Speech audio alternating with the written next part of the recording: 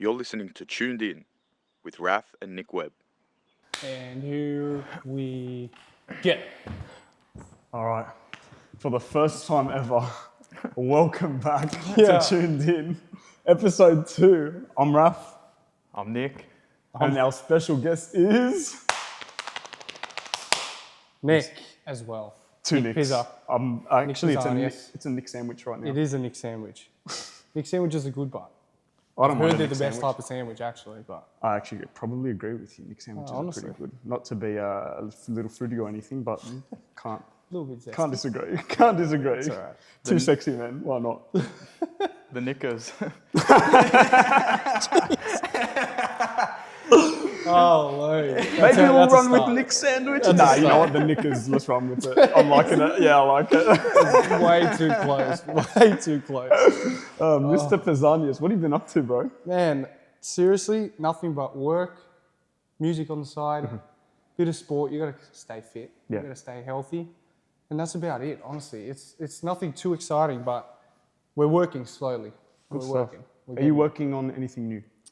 In terms of music? Yes. Always working on music. Good stuff. Not as much as I want to be at What a this point in disappointment. time. Turn your fucking sorry. phone off, bro. I actually suck. No, it's fine. Relax.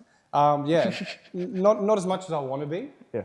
I think you boys were both speaking about on the first podcast. It's just hard to find time. Yeah. It's hard to find time. Obviously, we do always have time. So you go home and you're on that TikTok straight away for an hour. Yeah. That's an hour you could have been spending, but no, I am. I'm working on a few things. I've got 2 or 3 songs just sitting on the side. You know, I'm not fully finished, polished, but they just sit there. I'm just trying to build as many songs as I can at this point in time. Try different things, different sounds, and then when I find one that I like, it sticks, I'll put it out. But Yeah. yeah. So what's holding you back from releasing? That's a great question. Nothing really. It's not, I just feel like if I love a song, it'll go out straight away. Yeah. If I need to sit on it for a bit, come back to it in a few months. My problem is moving just slightly to the side a bit. In general, I can listen to the same song on repeat. Yeah. Like literally bang, bang, bang, I'm on repeat, right? If I can't do that with my song, then I'll just set it to the side a bit, leave it for a month or 2, don't touch it, don't listen to it, come back, and on that first listen, if I'm like, shit, this is pretty good, I'll put it out, like, I'm happy with it. Right now, I'm just at that middle section where, not too sure yet, but they'll come out eventually. Does that happen often? Yeah, well, it definitely does happen often. Like, I also I get stuck on songs. I don't know, do you get stuck on songs? Yeah. all the time. If I pull out my notes right now, I've got easily 100 songs, but they're not, it's like the first verse or one intro, and then I just leave it because I'm not in love with it. Yeah. That's how I find what's going to work. I just write, test, record, just put it to the side a bit. Yeah. Then I'll come back to it. But I've got a weird way of Do working. you look for like a storyline in your songs, or are you comfortable sort of putting together a verse that you've written on one week, a verse you've written on another week, and then you put the hook to put the song together, for example? I've done that once before, but in general, for me, it's all in one go. The song's done pretty much that day or that week, start to finish. Yeah, I don't really mix and match. I should probably do that, and I can still do that. I just haven't gone to that point yet. Yeah, for sure. Like, I definitely can, if I compile all those notes in my phone. You got an album. I've got literally, I know how you you could feel. have endless material realistically, but it's just putting it together, finding what's going to work. That's the hard part. But for me, it's more find the song or find the beat. I don't make the beats. Yeah. I need to start making the beats for sure. But find the beat, start. I think everyone does this. I feel like you boys would definitely do it as well. I just mumble jumble, like get the flow right, get the flow okay, figure out the flow, write that first line, then just go and just build. But for me, it's like I also can't. I don't start a chorus first. Some people hear a chorus for me, it's literally from that first line, I have to go and all in order. I won't start the second verse until every vocal stack has been finished on that one word. Like, I'm just a bit OCD with it. I don't know, it's weird. No, I get you. Do you ever feel like you're so good at starting songs because you just like you jump to the next idea constantly? Like for me, I'm all like, the time. I feel like I'm the fucking greatest song starter in the world. In the world. Because No, like, I can literally. start 20 songs in one day, but I will never, ever, ever finish any of them. Like, I Honestly. fucking suck at finishing songs. Yeah, I know. It's No, so me difficult. Too. Me too. That's literally what I was saying before. I've got maybe it would definitely be in the hundreds of just files where it's got the opening line or a random vocal stack of some sort of chorus that I thought was going to work, and then I just don't finish it. But yeah, like I was saying before, if I start a song and I really feel it, I'll finish it then and there. Like, I know it's it, and I'll just do it. So. Do you ever feel it's detrimental? Because I was in exactly the same boat in terms of, I think we spoke about it even on the last episode where you have a bunch of demos and then like there's something inside of us that doesn't allow us to complete that song. Oh yeah. But then, for example, I found I've had to try and get out of that loop because when I'd go to write, the same idea kept on coming back. So for example, and it was like, but then I recognized that when I released the song, I would never have the idea that's on that song ever again. So the idea kept on coming back. It would either be a phrase, like a rhyme scheme, a flow, or something along those lines. And then I'd put on a completely different beat, and then it'd keep on coming back to me. And I'd be going like, maybe I just have to let this go. For sure. Before I can potentially move on to the next track and give that specific song what it deserves. Do you ever feel like ideas sort of circulate throughout your mind and keep coming back? For sure. All the time, actually.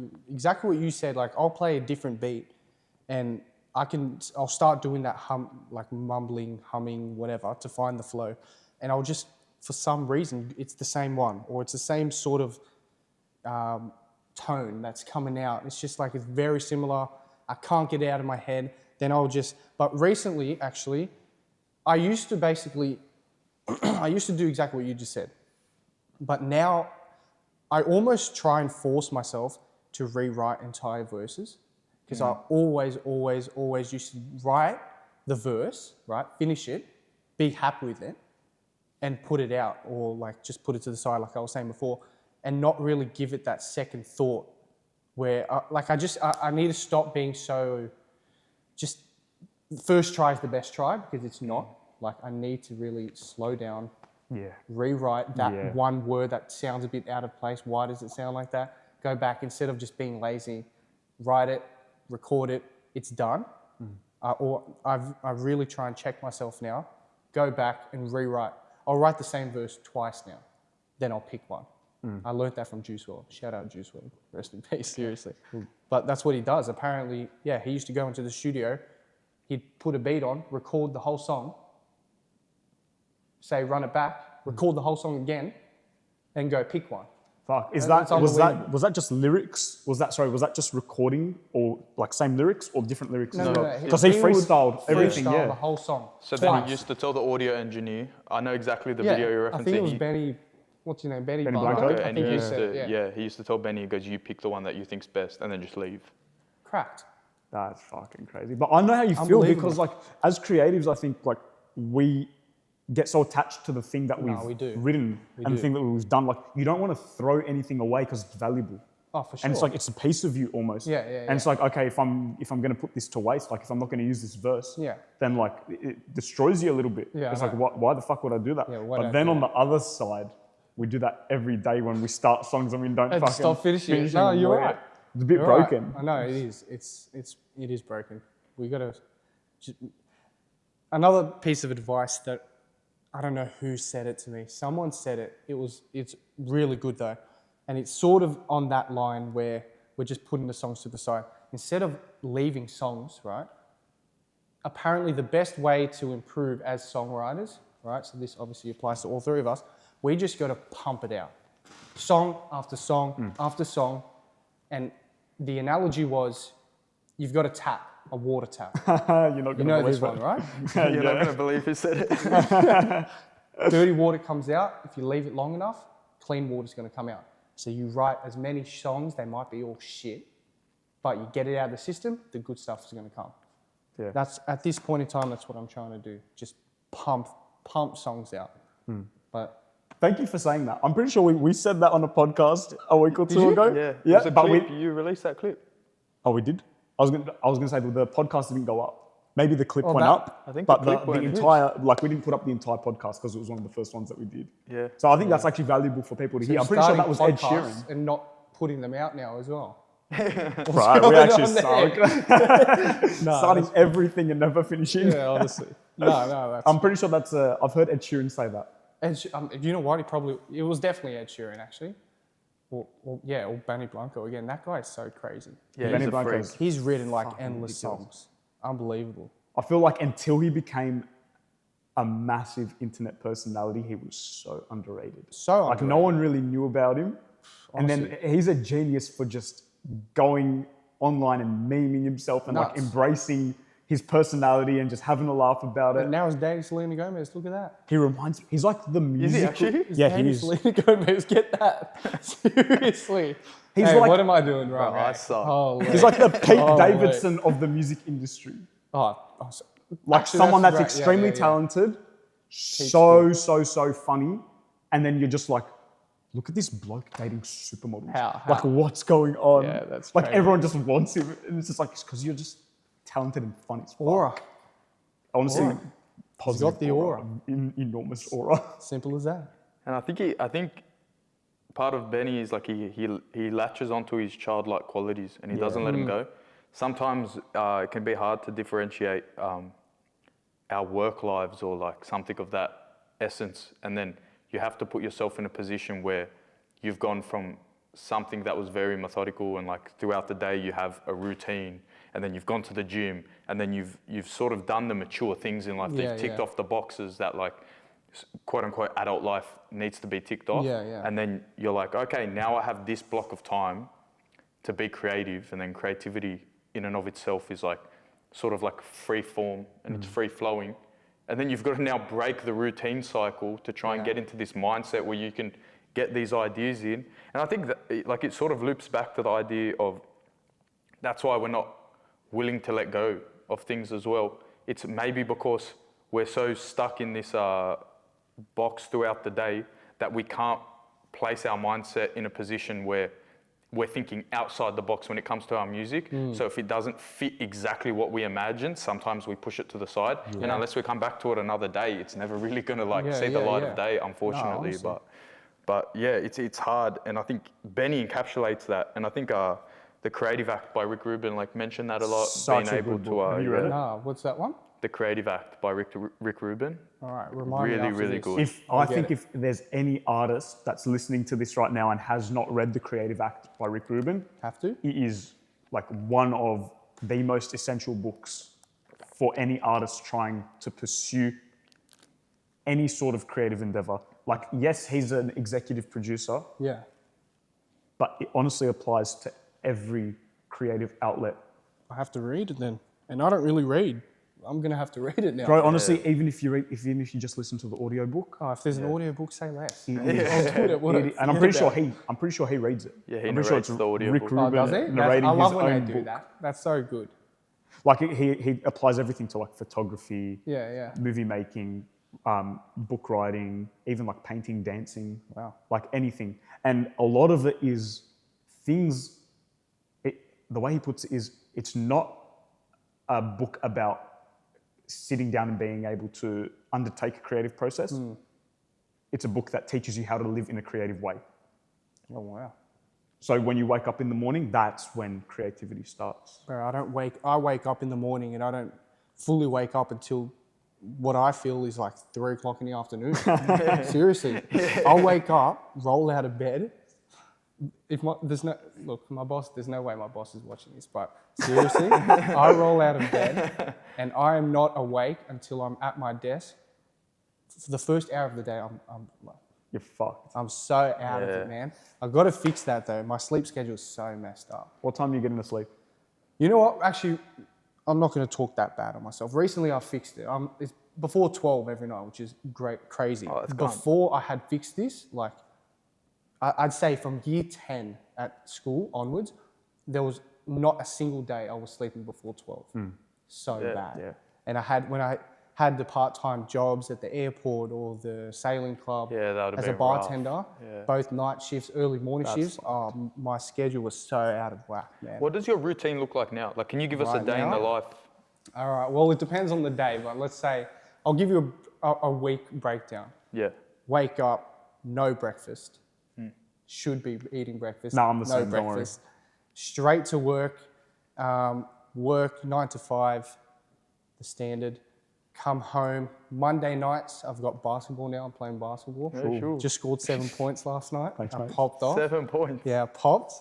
We're not going to talk about the mistakes I made. I had about a 2-minute stint of just horrible performances. It was so bad. But yeah, Monday nights, that obviously get the gym in as much as possible. Need to ramp those numbers up as well. Tuesdays is probably my day where I've got the most free time in the afternoon. So straight into doing a little side business with my brother. We sell like smartwatch bands, Apple, Google, Samsung, that sort of stuff. Wrist strip, shout out wrist strip. So get some work in on that, go to the gym, come home, write, record if I'm feeling it. I have to be feeling it, which is something I need to break out of because you can't always be feeling it. You just got to write and record. But yeah, I'll get some music in. And then Wednesdays, I've got 5-side soccer in the afternoons. Keep in mind, every day I'm working 9 to 5. Yeah. So that's just that first bit of the day. And then Thursdays, I've got OzTag. Fridays, we're at golf. Saturdays, we're at golf. Sundays, we're at golf. It's heaps of sport at the minute, which is why I don't have too much time for the music. But I feel like I was saying, I don't wake up until the afternoon. So I'm like fully at my most woken state at like 10 o'clock at night. So that's when I start to write. Yeah. Right. And I've got this little method now. Saw it on TikTok. I don't know who created it, but if you're watching, shout out to you. It's basically sit down 10 minutes, set a timer, get a notepad out and just write. Close your eyes and just write. Don't close your eyes, you won't be able to write properly. But you know what I mean. Just keep writing for 10 minutes straight. Don't think whatever's literally in my mind, go straight onto the page. Write. Once the time is finished, you get the highlighter out. Whatever's sticking out is what I'm highlighting. Thinking of little songs, what should I do? Pick out a phrase or if it's a sentence or even a word and then just start writing to that. That's my process these days. But yeah. Is that like a reflection that you're writing, or are you trying to write lyrics? No. Never trying to write lyrics for that first 10-minute mark. Yeah. It's literally just... It's just brain spill. Brain spill onto the page because I'll play a beat, start thinking of something to write about. Yeah. Blank, straight away. Yeah. What do I say? What do I write about? So it's now I put that aside, get the ideas out first, then go and crank it out. And it's been working. So I really like that. You got to try it. Honestly, it works like a charm. You even if you might not think of something to write then and there on the spot after you've done that session, but you get so many good ideas from it. Like your subconscious is so strong. If you just tap into that by just endless writing without thinking, you'll find something and be like, how did I think of that? Or where did that come from? And then you go crazy with it. I'm telling you, it's really good. Do you ever look at things on the page and you're able to go like, oh, this happened because like I had this experience that day or because I saw this? 100%. Like, to be fair, I used to always write, any song I used to write, maybe the first, I think I've only put out a handful, but maybe the first 7 songs I put out were also like personal experiences. But it's gotten to a point where it's like, some of the personal experiences, they can be relatable. Obviously, everything's relatable in a way. But now I'm trying to get into the mindset of putting myself in a fake situation or a fake scenario or a fake relationship or whatever the case may be, and just writing from a different perspective now, just to expand what I can write about. Because realistically, I haven't been brought up in a broken household. I've had loving parents the whole life. a great brother, beautiful friends, you boys, we grew up together pretty much at high school. Like, I haven't had a bad life, and a lot of, not to say all artists start with bad lives, but a lot of the bigger artists, especially, like, they're brought up in a tough situation or whatever the case may be, so they've got lots to draw out of. For us, it's like, well, I don't know, sorry, I'm not going to put you guys in it. For me, I haven't had too many crazy experiences or negative experiences.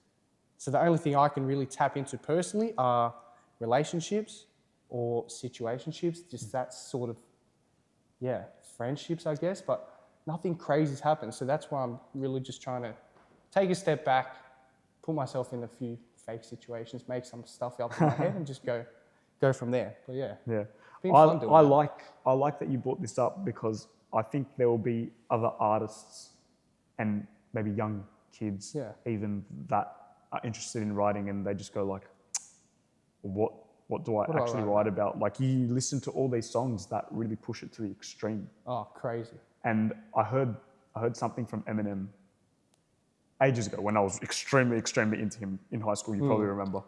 And he was like, he's got a few songs about pretty gruesome, bro. Crazy. Like I think cleaning out my closet is like about beef with his mum. Yeah. And he goes like, okay, like me and my mum had a lot of fights when I was young, and yes, she did some messed up shit. He's like, but when you sit down and you write, you dial that shit up to 100. You dial up to more than 100. Yeah. Like you fucking accentuate. Like if your mum threw a glass at you one time from across the room because she was so angry, like she actually threw a knife at you in that fucking song. Yeah. Like, and I'm sure like as wogs, most of us, I'm sure all three of us can relate, like probably got belted a few times for acting up. So it's like you take any sort of experience in your life. Like I like that you brought up, because I think I fall into this trap where it's like you compare yourself to like, bro, I'm not brought up in a place where I had to fend for myself. I didn't have a choice. I had to join gangs. Things were really tough. I was growing up on the street. It's like, I think every artist has an extremely unique point of view that no one else can really relate to. And the best part of being creative and the hardest part of being creative is we have to figure out how to make that exciting and make that relatable. Sure. Anything, bro, because anything can be a song. I think, literally. I mean, I think it's a game of perception also. Like, if we look at the room as a whole, then we may be able to mention, okay, this is a music studio. But then if you zoom in to the iron, for example, you could flesh out everything about the iron, and then you zoom in even further, and then all of a sudden you start to recognize little indents and little marks on the plastic at the bottom of the iron, and then you open it up and you recognize there's water inside the iron. And if we look at this as like a macrocosm of a picture, then we might go, the entirety of our lives isn't up to par with, for example, the excitement or the rebelliousness of, you know, being in a gang or growing up in an environment that could sort of lend itself lyrically to what people want to hear or what's popping. But at the end of the day, if you take something that sits in the corner of your life and you're able to flesh it out in its most purest form, people will be able to truly relate to it. Like, I think sometimes we forget, like, I read a quote, like literally, I think it was like yesterday, it's like, what's contained inside the acorn is actually the acorn tree. That's such a crazy idea. Like you never think that the source itself, we see the acorn fall from the tree, but that acorn in itself contains the tree.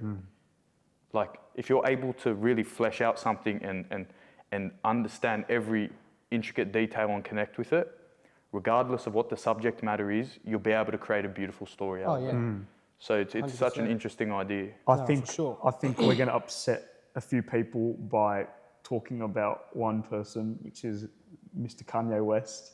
But the reason I bring him up is because his first album, he accredits his first album not only to the fact that he's a proclaimed genius, which I do agree, and not only that, The production is absolutely fantastic. The lyrics are fantastic. Unbelievable. It's actually, what he said was, he was listening to all this music and he was in situations like us, where we're listening to other people and we're like, I don't relate to this. Like I feel fortunate. Is like I live in a household where I have a loving parent or loving parents. Yeah.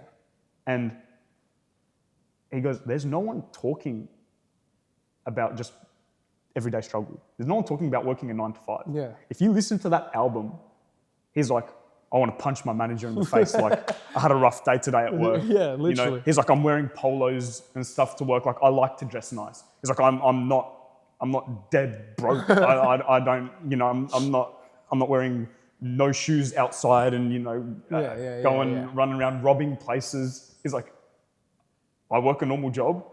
I love fashion. I'm going to speak about my religion. I'm going to stand on business. And everyone else is going to have to either deal with it or just really, really love it and relate to it, because I think the industry picks the things that we don't see very often because they go, oh, this is new and refreshing. But what about the artists that represent the majority of us? The majority. It's true. It's like there's not. That's very true. I look around even today and I'm like, I don't know if many of these rappers and artists represent the majority of us, especially in hip hop. Maybe country is a little bit better. And Webby can probably speak to this. Country's I love country. I've literally just started getting into country. Bro, so good. Country's young, unbelievable. Yeah. I love it. And it's I think the best. Yeah, it speaks on that fact. It's very simple, which is like just very, not simple in the sense of simplistic. I know that sounds stupid, but bear with me. That does sound stupid. It's like, yeah, okay, I don't know. No, because simple is the right word. Simple in the terms of it's said so eloquently that it does not require large amounts of lyricism to be impressive. Yeah. Like 100%. there's something so, like just painting the picture in such a simplistic fashion, but a picture that is painted so well that it hits hard is just as beautiful as the most intricate painting in the world. And like it goes to show with country, like it hits deep, and I think it resonates with just everyday people, and it's better than, you know, the being riled up, and sort of like our emotions get affected by certain types of music and being through ups and downs. Like I feel like country's, I can speak for myself when I say it's kept me the most neutral.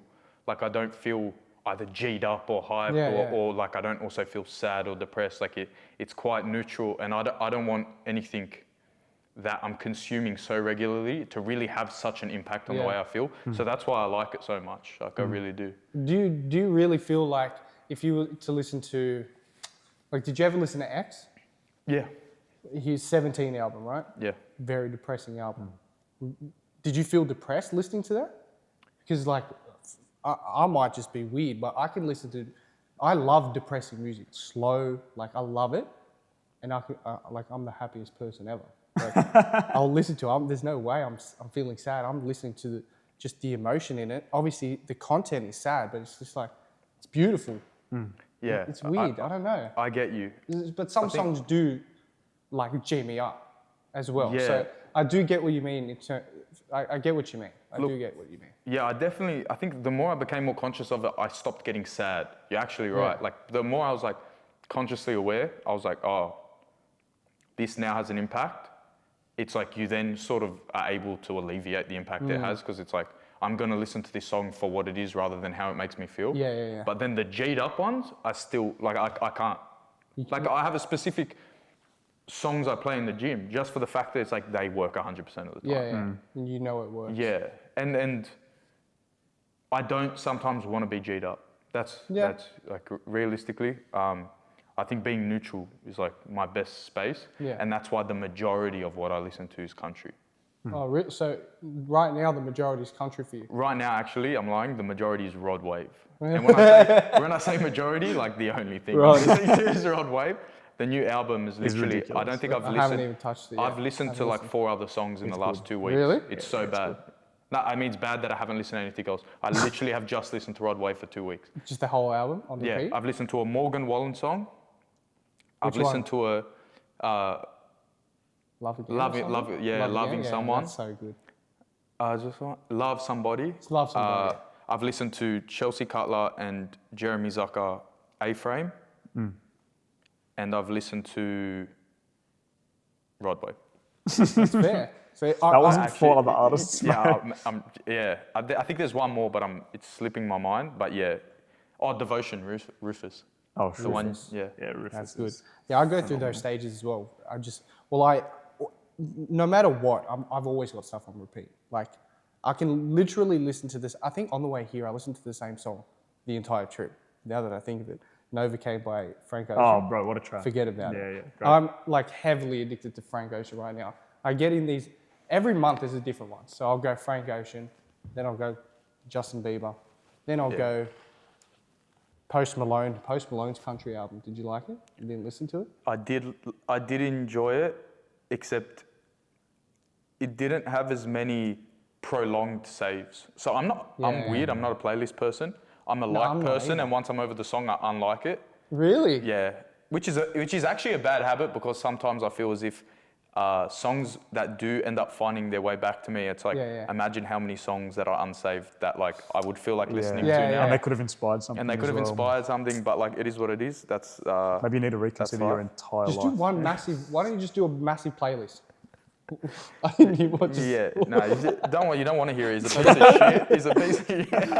Oh god. Yeah, I just do one massive playlist. Yeah. And I've got classical music, then it'll go to freaking Defcon music, then it'll go to country. Then like it's literally just any song that I like or I love goes into that one playlist, and then it's just when you shuffle it, it's gone. I love it. I can switch. You never from know song what to jelly song. bean you're gonna get. You never know exactly. But I go through. I'm also an album person, not a singles person. So I love the story from top to bottom, like album top to bottom. That's why.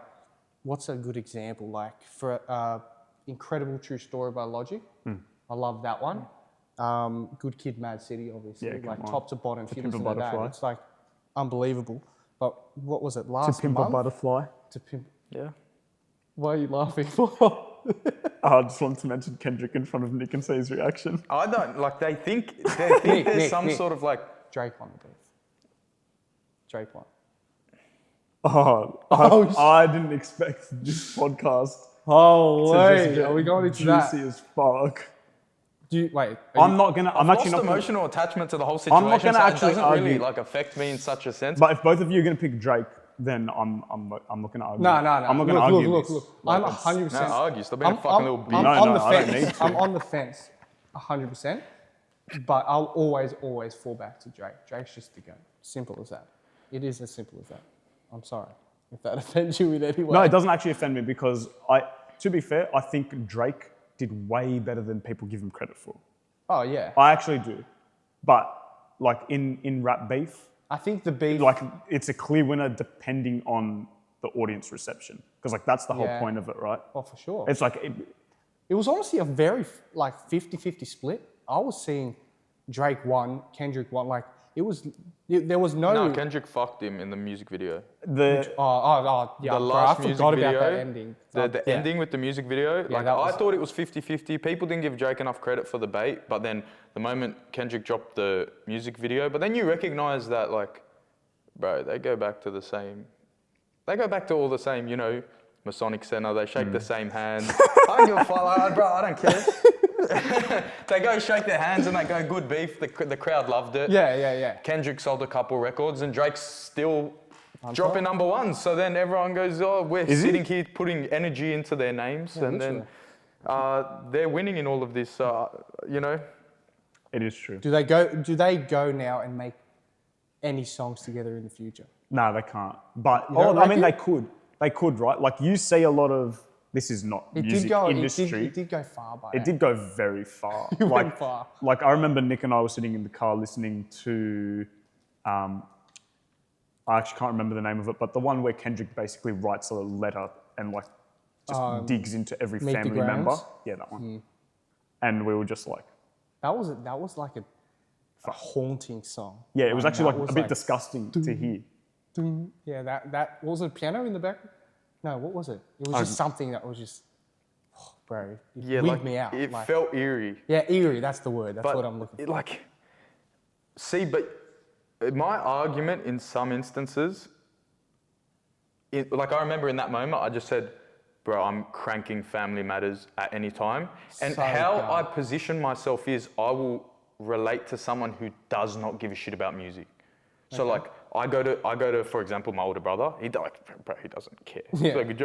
Like he doesn't even know. He's not even. Yeah, he's he's not, not like, tapped part of into it. He's it, not yeah. tapped in at all. And like all I hear is in the show, he's playing Family Matters. Yeah, he's not playing Meet the Grahams. Yeah, he's because going, it pops. Yeah, because it slaps. It And slaps. he's It does. Meet the Grahams is like a personal attack, but no one's playing that. Yeah. That's why he then came out with Not Like Us, and let's be honest, as a Drake fan, Oh, Not Like Us, like I'm pumping bro. that every When day I of was the in week. like, you're in a hotel room in Greece, and they're like, Not Like Us is on, and you just. God, like you can't. Yeah, look, they both dropped one pretty. Actually, they had a couple each, but Yeah, they both had one good. like made one each, and that was it. Everyone Yeah. ate. Yeah. You just move on. You Yeah. just love it for what it is. That's it. Welcome to the big play that is life, and then you just move on. Simple as that. Something I have said though, to drag it out a little bit longer, is it felt like Drake was playing more of a friendly sparring game, which I respected a little bit more.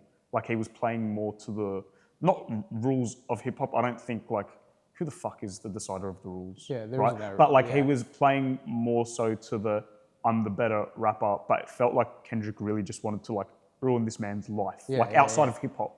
Yeah, Like to the well, point where it's yeah, like anyone literally. that sees you on the street is like, that bloke's a fucking pedophile. Yeah. And I was like, I don't know if that's like True.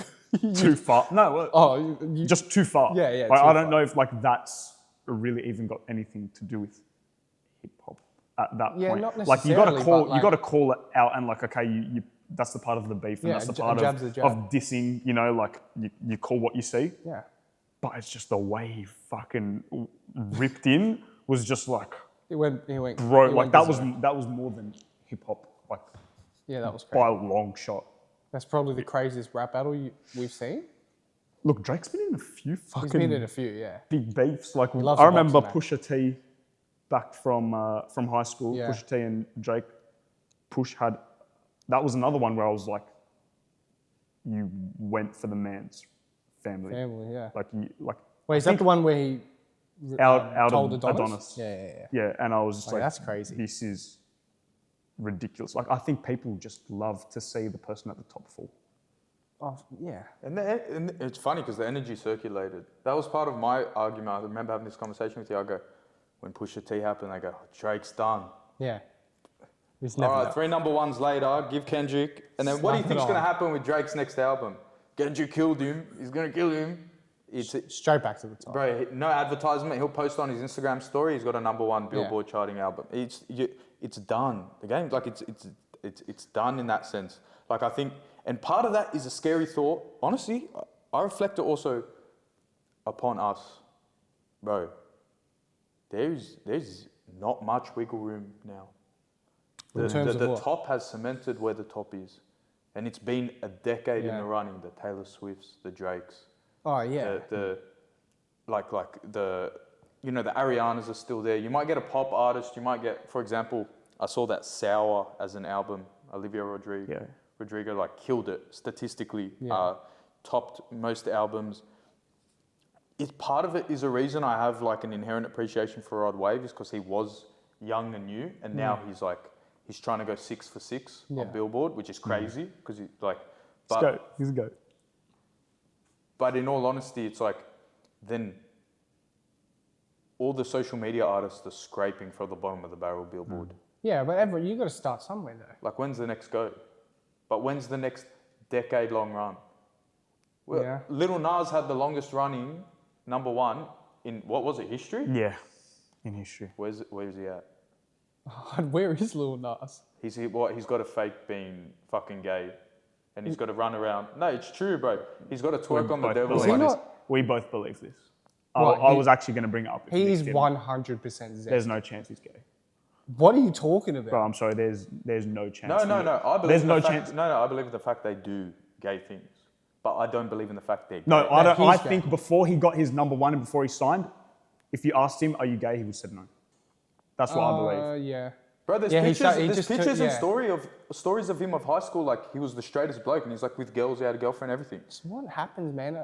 Bro, that's more than that. It's like you go back and listen to his, I don't even know if you can find it anymore, but the songs that he had before Old Town Road, right? If you listen to his music now, there's a fruitiness to it that was nowhere to be seen before. Okay, that's for starters.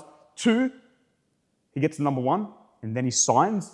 And then just after he signs, I remember seeing it and reading the letter and going, the industry's got him now. I was like, that. He posted on Twitter and possibly Instagram and stuff, but I remember seeing it on Twitter, a letter that he had written saying like, to myself, I can be who I truly am now. And I was like, bro, you don't just post this after a number one for no reason. It seemed a bit forced. It was the introduction to him as an artist and a new personality.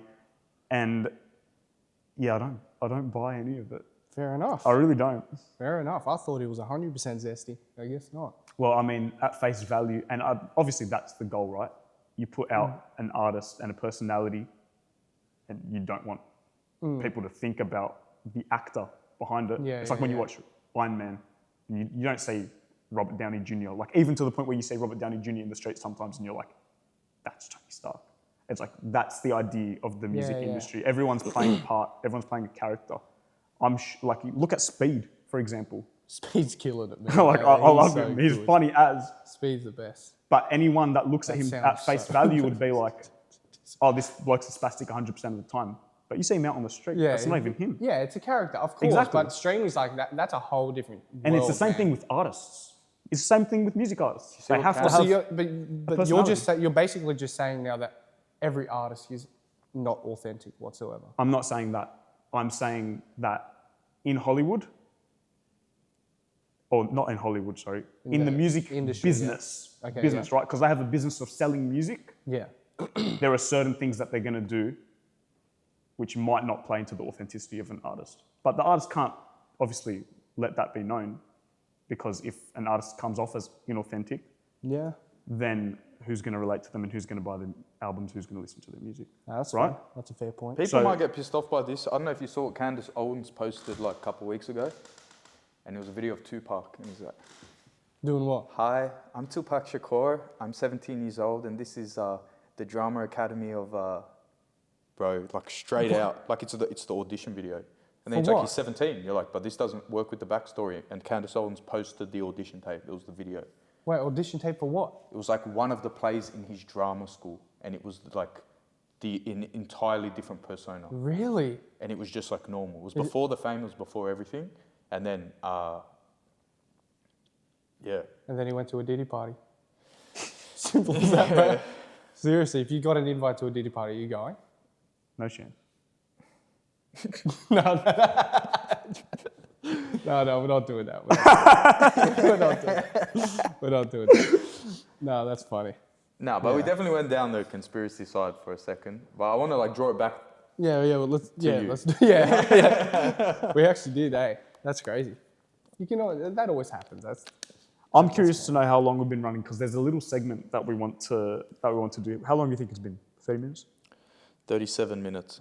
Should we check, actually? Yeah, I want to check. I want to guess it. All right, all the viewers, please excuse us for 1 second. Let's see. It's 37 minutes. No, mate, it's not 37 minutes. Do you want to guess again? Nick. Other Nick. I've got a feeling we went into a massive loophole. I'm going to say like 48. Bro, that is such a good guess. We've been running for 46 minutes. Holy! That was really good. Holy! All right, Nick. This Nick asked you a cheeky question. Maybe you didn't pick up on what the reasoning was. Your favorite song. Yeah. We now know. We now know that your favorite song that you've released is "Move On." Yeah. So we want to do like a little bit of a genius Oh. Yeah. All right, talk to me. Oh, shit, this is crazy. Yeah, this one, this was one of those songs that, what I was saying before, it came from a real situation. This is crazy. Yeah, it came from a real situation. It was time to move on, right? And this was my way of helping myself get through that. And obviously everyone goes through breakups. So in that sense, it's more than relatable. Everyone goes through it. So I thought, let's put it into a song, make the chorus exactly what you need to do as the listener if you've just broken up with someone. And then, yeah, it'll stick from there. I fell in love with the chorus in itself. I don't know, and it just sounded so professional. This was done by Sid Malik. Yeah. Unbelievable. He's crazy good. Like, well, we haven't seen Sid in ages. Yeah, honestly, I haven't seen him since he left school. Yeah. And that was what? Wait, did you drop this while you were in school? No, this was a bit this after would have school. been Yeah, I was going to say. a year after. But what, you just didn't get in the studio with him? When did we finish? 18. That was 3 years after. Okay. Yeah. So what, you just didn't see him? Sid? No. Like you bought the beat? Oh, yeah. I talked to him on Instagram. Yeah. We chopped it up, and then I just basically sent him all the stems. He did his work, gave it back to me. So the beat in and of itself isn't Sid's? The beat's not. Oh, So he did the mixing and mastering on the track? Mixing, mastering, sorry. Okay, yeah. Mixing, mastering. Right. Yeah. All right, let's get into it. You asked me if I'm all right as my heart begins to ache, because I never ever treated you wrong. I never thought you were so fake. This is a crazy story. I don't know if I can actually say this. I don't know what. This is juicy. Yeah, I love that's this why shit. you Let's have to go. Okay, so this person, let me get the lyrics back up. This person basically, I'll tell you the backstory of it. The person, we were talking, we weren't talking. This was an on and off thing for a few years, all right? And then it just, it got to a point where we stopped things. Then I think we spoke on her birthday. We exchanged the famous words, the 3 words. Still. Let's have sex. And then she came over. No. Yeah, we said that. Thought there was potential. Bro, those are so funny. I love those memes. Yeah, thought maybe there's potential, we can regroup. But then, like, a couple of weeks later, she had a boyfriend, still with him. And yeah, that's just how it went on. It's a young relationship in hindsight. Yeah. I definitely went about things in the completely wrong way. So maybe in the next few songs, you might hear more about that actually. Yeah, I'll go into Maturing Nick. a little bit more detail. Oh, wow. Hindsight's the best. You learn a lot from that. Gaslighting's pretty gun. Gaslighting is so much fun. No, it's not. I'm joking. I don't gaslight. Okay. Holy. Where do we go from here? Never thought you were so fake. Playing games is the only thing you do right because I'm to blame for your mistakes. I always just felt like at the time, anything that she may have done wrong, it always got turned to something that I did wrong first. You did this though. And I just hated that. That sucked. But then again, it went both ways. Like I was a bit of an idiot as well. I was very much an idiot. So we live and we learn. I've seen a few things in my life to know if it's wrong or if it's right. Your lies kept me up all night. So now it's time to move on. Simple as that. And we run into the chorus. We're moving on, yeah. We're finally coming to terms with it all. It's been years now. It had been 3 years at the time, so you'd hope you'd fucking move on by then. But yeah, I don't know. I guess it's crazy going on to 6 years out of school, so that would have happened the year after. So 5 years later, I 100% still think about it. Like a lot of the songs, when it comes to writing about the personal stuff, it's always about this person. So shout out to you. Okay. Thank you for giving us a great I'll artist. tag you in the description. Sack. No way. I don't even think if I share it, she definitely won't see it. I'm blocked on everything. Yeah. Okay. That's all right. We'll move on. Nah, bro, I'm fucking. I don't want to get bashed or anything, so we'll just move. No, I don't just even move care. past We're moving on. I'll tell you who it is after. You know, I think you should know who it is. Yeah, I figured it out. That's why I'm laughing. Oh, really? Yeah. There you go. Yeah. Oh fuck, still don't know. Yeah. Okay. But Let's play a game of guess oh who. fuck. Oh yeah. Would her No. boyfriend own a... Oh yeah. 100%. 100%. That was so odd. We actually can't add that in. Yeah, I actually still have it, so like we actually might have to cut some. Wait, we but need that to- is so fucking funny. Yeah, if yeah, that yeah. was- Okay, yeah, we're back. We're back. Yeah. So which of those, actually no, let me rephrase this. When you sit down to write, do you bring yourself back into that situation? Like, do you encapsulate, or do you put yourself Back in there? Yeah, back there, trying to feel everything, and you're Yeah. writing it? Or is it more of I don't know why I'm feeling like this today, I'm gonna go and try and like write it out, figure it out with myself. Like what is the thought process behind writing a song like that? Yeah, it's tough. Like, obviously, in hindsight, like we were saying before, you're thinking about it in a way different light to if I was in Nick's shoes back then, because I'm thinking way differently, I'm feeling way differently. So depends on the mood of the song. If it's a happy song, if it's a sad song, I don't know, whatever the case may be.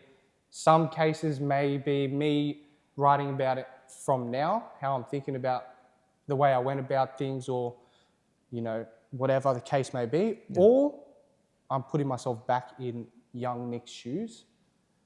What did I do? What to do? What, should I have said this? There's so many ways I could go about it. I don't know, yeah. And where do you think from here on, how do you see yourself writing? Is it more, because you mentioned while you're reading out the lyrics, we might be seeing a little more of a matured Nick coming in the near future. Yeah, for Is your writing style right now, you're trying to put yourself back in those situations, or are you really looking forward and writing about different things now? I'm definitely writing about way different things now. But I always, I draw the most inspiration from that, or from her. So, there's always elements within songs that, might be drawn back to that, but I'm writing about heaps of different things. I've got a song about me in LA. When the fuck have I been in LA? It just doesn't, I'm putting myself in random situations. Like, when I say I'm literally making up situations, scenarios, I'm doing that. So I've got that. I just released another one called Any Other Way. That was as if I'm fucking happily married and I'll love this girl in no other way except for how you are. Like, yeah, that's not real. I wish it was. Ladies. Yeah, but so I've got that. Then I've got a more rappy song, which is the LA one. Then I've got a slow late night drive, very slow Drake style, sort of, I guess you could say. I'm going getting all Nick over sandwiched the shop right now. Yeah, no, I'm mixing it up. I'm trying different things, speaking about different things, but I'll always draw some inspiration. There's one thing that we haven't spoken about, which I did have in my head before we started the podcast, and that was, I've seen a few of your streams. I don't know if you still do them. Wait, which streams? I've been a bit out of the loop. On writing, singing, recording live on TikTok? Not just on TikTok, but yes, on TikTok. But back in the day, you were doing them on Twitch as well. Yeah, I loved that. So as an artist, are you enjoying doing that? Do you think that's an essential part of you and your creativity? Do you feel like it helps? Do you have anything to say? I don't think it doesn't necessarily help. I just think it's, I come from a marketing background. So I know that behind the scenes content of whatever the case may be, if it's a music video or if it's a behind the scenes of the podcast, it does well. So I've just put that in my mind and I'm like, okay, how can I adapt that to music? Let me write songs live, or make a beat live. That's a lie. I don't make beats. I should do that, but whatever the case may be. But with a live stream there, but then you can also get help from the viewers. So if you're stuck on a line, people will just come and spit out like lines. That's crazy. Like, yeah, they'll tell you heaps of lines, which is good. Like, and then they can get involved, and it's so you build this little bit of a community. Back when I was doing it on Twitch, I obviously had a way bigger community. Realistically, I was having the same people come in all the time, aside from my cousins, or all of my cousins were there. They were always the first ones in there, so shout out to all the cousins. But yeah, it was really good. Just getting, it sort of forced me to write, because I've got the camera there, so I can't just start to write a song, get bored and go on TikTok. So I've got people watching, I've got to sort of entertain them, but stay focused. Yeah. So it actually, you're right, it did help me. It's kind of like a threefold situation, yeah. I guess. Like from the sounds of it, it's like there's a bit of marketing behind it, there's a bit of accountability. For sure. And I guess and the donations were so good as well. Yeah. No, I did actually I got a crazy I got a 500 USD donation from this. No way. From this up and coming YouTuber. He was a Korean YouTuber that was trying to make Mr. Beast style content, right? Shout out. And this Korean. is literally when I first started. So I had, I think, 2 viewers in there at the time, and this guy comes in and was saying, I'm making a video donating to people with like 5 viewers or less. And I'm like, all right. I'm like, cool. And then it pops up 500 USD. I'm like, holy. Bro, that's like, are you serious? I thought it was fake. And then it was real. I was like, wow. And then it appeared in my bank account. Yeah, he made a video out of it. What did you do with that money? I put straight into the savings because I'm a good boy. Straight into the savings. Mate, viewership's not gonna. Nah, we went out. I probably had a party or something. Probably went to the Sheaf on a Wednesday. That's probably what it was. Bro, that's like 10 Wednesdays as well back in the day. That's like back to back weeks, bro. Those Sheaf's nights popped. Yeah. I don't go out anymore. Well, to be fair, Sheaf doesn't really exist as it used to on a Wednesday. Not on Wednesday. On Saturdays, apparently it goes crazy. What's the point? On Saturday? On Saturdays, filled with baddies as well. Yeah. We might need to go. White women. Yeah, I guess so. Yeah. All types. I like whites, but I'm not, bro. I can have a preference. I don't care. Yeah, no, of course. I've got the biggest preference. Like, yeah.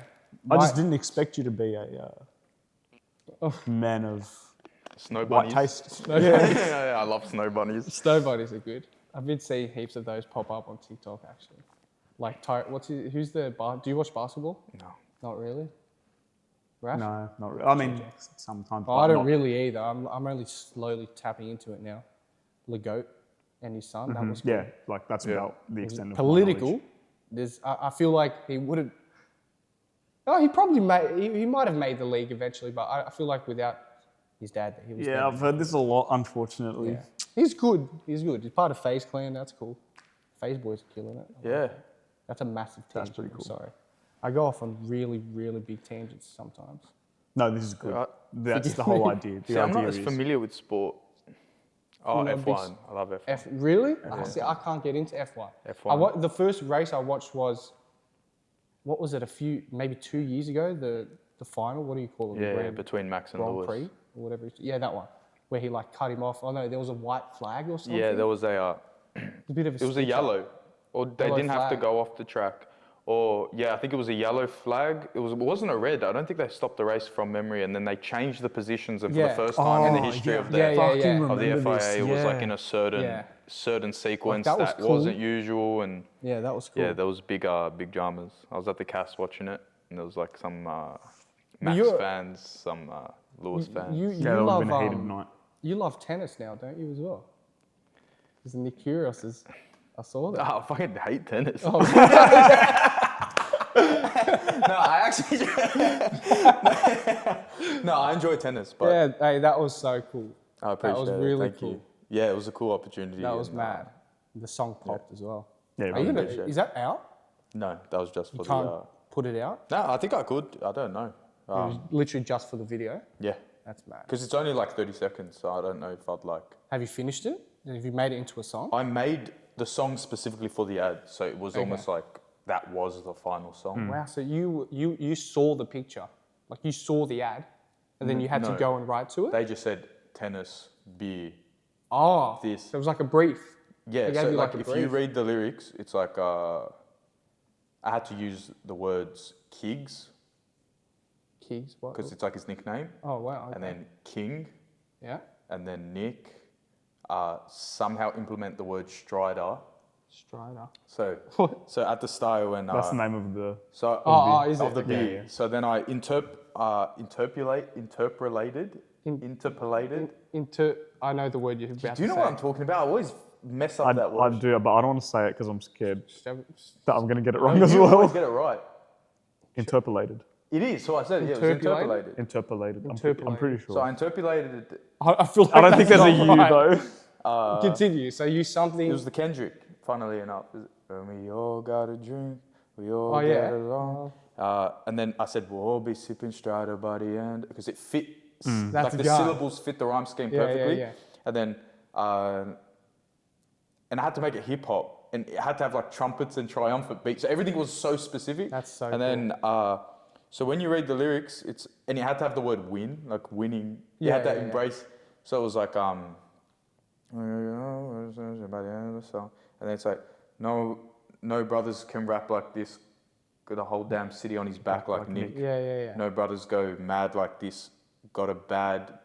And it was, you changed originally it. It was bad motherfucking bag like Kiggs, but then I had to change it to, because they were like, no, you got to get rid of that. And they're like, bad young brother in his bag like Kiggs, look at us winning. I'll put the game in the box like a service, the ball's in their court and they're getting real nervous.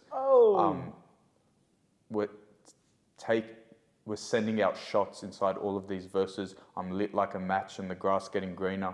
We're brewing up change and it's smooth on the surface. Let's get it cracking. We're causing a racket. I'm back in my bag. Bit of a Chasing our lyricist, this guy. Look at us winning. That's and then so it was cool. like, and then the final line was, we hit our stride in the nick of time. Brother, look how look what we sipping. And then it was like, try to. I didn't even hear that part. That is crazy. So I had to like integrate it all and like, How long did that take you? That's crazy. It took me like a week. They will give you words and then you had to make, that's insane. Yeah. There's no way I could probably, I'm not going to say never, but I would struggle to do that, I think. I get a real itch to rap, but I don't do it. Yeah, why don't you? I feel like you've got a rap voice, for sure. No, like it's not even that. Like I actually back my pen. Like I actually go like lyrically, like I genuinely believe I could go like most people in Australia. Like I genuinely believe that. So why don't you? But then, because every time I release rap, I'm like, it just feels imposterish. Even if the reaction's good. Every time I've released a rap song, the reaction's always been positive, but I just feel imposterish. And then when I release a song that's full of emotion and something that genuinely moves people, I'm like, okay, that's gone. Because, for example, recently there's been a few live performances, and one of the benefits of that is you're able to see reaction live. People can't fake a reaction in real life. You know what I mean? That's very true. Like, and there's something scary about that, but there's something so fulfilling about that. And for example, I was doing a Halloween event, and like, bro, anytime I did a rap song, no one's ever come up to me and gone like, hey, bro, what was that song? When I did the event the other night, I was outside actually with my brother. I was out just having a durry, and then this massive guy comes out, like fucking huge bloke, like bald head, like beard. He's like, oi. Oh, I'm like, fuck me. Like, I was a bit pissed as well. Let's throw some hands. Pissed, so I'm like, did I do something dumb? Like, I can't even remember the last like 4 minutes. So I was like, and he goes like, oi, you Nick Webb? I was like, yeah. And he's like, what do you need to do to me? Yeah, I'm like, fuck, mate. I'm about to get diddled. He bent over and like Blake was like, bro. And then he was like, bro, my missus won't shut the fuck up. Like, what's that wedding song you played? And then like his missus came out and then typed it into her phone, and he goes, yeah, there's the fucking song. You can shut the fuck up now. That is so cool. And then I was like, yeah, thank you. Like, all good. Like, no worries. Thanks for coming. I'm not gonna die. But she might now, mate. She's maybe in trouble for looking at another bloke. Well, she might get married to that song. Yeah. Oh, you were talking about this the other day. Yeah. You were saying it like, it could be someone else's wedding song. Yeah, like that's which crazy is very, to me. Which is very possible because it's amazing. Yeah, that is crazy. But that whole situation's cool. Is that like your first time someone's been like, oh, what's that song? Like, you're Nick Webb, right? No, there was one more time. It was in we were in a villa at Greece. Yeah. And we were talking to these individuals, and and anyway, we were talking. They're like, "What do you do?" And anyway, I was like, "Music, whatever." So they put on "Rest of My Life" because that was the most recent. Yeah. And it must have had Smart Shuffle on, so it went to like a different song, like a random artist, right? Oh, yeah. Because you know how Smart Shuffle like takes it out and then brings it back in and then takes it out. So then it was like, I'm an Apple Music guy. Me too, it's okay, don't worry. Oh, okay, Ghana. I thought I was alone there. fucking All right, two good. pieces of shit. Continue. Sorry, we like our artists to get paid when we listen to their music. Straight out. Bro, you get an extra 0.001 cent per stream? It matters. Hey, every cent counts. Yeah, that's right, bro. Every quarter of a cent counts. Well, this sucks. I'm nothing. No, but Yeah, keep going. Sorry. so then, anyway, like Anyway, they were like real honest because then rest of my life, like, oh, this is pretty good. And then Did they know? They knew that one was mine. Okay, yeah. Then it went to, I think it was December, and they were like, oh, this one, I don't really like. Like they were honest. Then it went to a random song, and then like I forgot they were even. It was just sort of in the background. Yeah. And then Take a Chance came on, and then one of them went, oh my God, I love this song so much. Like, hey, what's the name of this song again? And like, I knew it was mine, but I didn't say anything. And then she like picked up the phone and she's like, I can't remember what this is. I think it's in my playlist. Like they had convinced themselves that it was a song that was like, that they had. Yeah. And then like picked up the phone, they're like, oh my God, this is your song. And I was like, yeah. I wrote it down. Sure. That's mad. Yeah, that's And then so we said cool. the 3 words to each other. Oh, No, God. but yeah, it was good. It was a good moment. It felt That's good. so cool. Yeah. That's honestly insane. That's the best. That's probably why you do it. Like for those reactions, you can get as many negative reactions as possible, but it's just that one comment that just keeps you going. Like I think one of my, just a side note, I hate every single one of my old songs. I despise them. Like they're so bad. So bad. And No, they sound, you're being I hard promise on you, yourself. I promise No. they're- Because everyone they're says bad. that. Every artist says that, bro. I say that about my music. Yeah. Nick says that about his I say music. that, yeah. Like you're being silly. Production-wise, they sound disgusting. I just know that it's a fact. Like, you don't even What do need you lie. what do you encompass in production? But basically nothing. Like What, the mix and master? But Is that no, what you're saying? do you Yeah. add the mixer master to that equation? Like when you say production, are you No, talking like- about 'cause, like, the obviously you're final gonna song? I was better. talking about specifically for the one I'm thinking of, the vocal chain. It was basically non-existent. It Yeah, was so just like the mix You're not master. happy the with mix, yeah. the mixes back then were hopeless. The mixes now, I just use a preset, which is not good. Yeah, but I heard what's his name? Anton. Is that his name? Yesterday, he was like, as long as you're using, if you're using a preset, as long as you're like tweaking it and playing around with it, then like that's good because you're learning. So I've been starting to do that, which is good. Where was I going with this? Yeah, my old. You weren't happy with your old songs. But I think you're being silly, to be honest. Yeah. No, well, going back to saying like, it's that one comment that keeps you going. Yeah. So one of my old songs, which I personally despise, Ibs. It was Ibs. Yeah. Ibs messaged me. Shout out to Ibs. Shout out Ibs. Shout out Ibs. Alex Ibs. Fun fact, we're shooting for, he's building a house and we're shooting that. Like my company is shooting it for him. So every now and then on a Friday, we just go, we do the drones and stuff. It's so cool. Yeah. That's mad. But shout out Ibs. He messaged me after I released the song one time and he's just like, I don't know what it is. I don't know how or why it hit me, but this song just like really hit me. Like, thanks for putting it out because it made my day. And I Do you remember which one it was? I think it was No Fear or something like that. I think it was No Fear. Bro, that's Yeah, that's awesome. And it was just like, wow, that felt cool. I want to do that. And what, you weren't happy with that song? No. Like at the time, I loved it. Okay. Like all of them. But right now, if I listen to it, it just sounds. But is that all that matters, right? Isn't that like really all that matters? Yeah, I think every artist does that. I look back at things I did 2 weeks ago and I'm like, that sucks. I hate my own voice in general. I'll watch this back and Like, why do you sound like that? I'll say that 100%. You get used to that, though. You do get used to it, like, for sure. Like, even with the streaming stuff, watching those clips back, like, I definitely got used to it. Streaming was a lot of fun. That was good. But yeah, I don't know. It's definitely those 1 or 2 comments is what keeps you going, I guess. Yeah, for sure. Even if it's from a family member, like, they might be very biased, but like, that's why I'm doing it right now, because like I'm nowhere near the point I would want to be, but yeah, it just keeps you going. It's good. I think a lot of artists in your shoes, For sure. where they really, really, really want to do it, but working a 9 to 5, Yeah, it's tough. you only have so many hours to dedicate So to music. tough. But then you put a But you're girlfriend in killing that it. equation, forget about it. Yeah. There's no chance.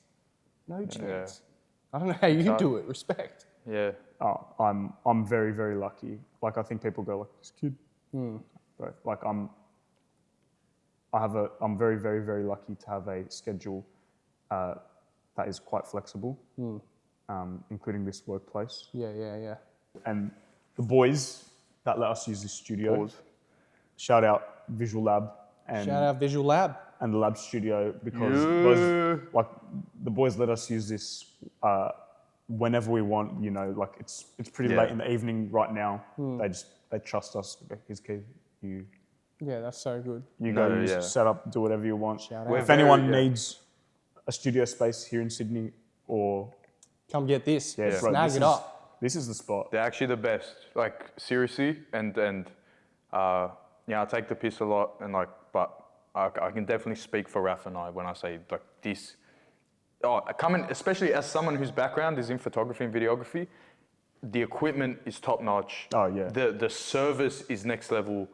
The quality of the attention to detail post processing, everything about Visual Labs and the Lab Studio is literally top tier, and I truly mean that. Like, they're next level. Yeah, it's no joke. This is the best studio in Sydney. But yeah, like I think people look at my schedule and they're like, oh, how do you do music? It's like, bro, to be honest, I dropped 1 project this year. Like, that's it. Yeah, Like, I dropped 1 project. Like, it's fucking difficult, and I really, really, really empathize with everyone that is just trying to juggle shit, because it's fucking tough. We're all in the same boat. Yeah, I know. Like, I've been speaking to Webby these past few weeks, and it's just fucking insane. How are you feeling about it? I don't know, bro. Like, sometimes I'm just like, sometimes I'll just, go through like,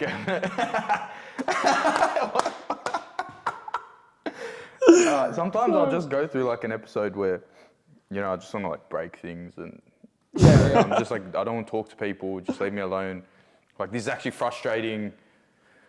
No one understands me. Like, you feel like a teenage angst, I get that, for sure. And then you're like, no one like, and then they're like, oh, Nick, like, just come to this. And it's like, I have worked 8 years and put myself in literal, not in debt, because that implies you take out a loan, right? But I've made an investment that hasn't paid back at all, in the hope that there will be an exponential growth, and all the energy that you've put in over the last 8 years is like shaken up in a champagne bottle, and it's ready to pop. And that's literally what you hope for.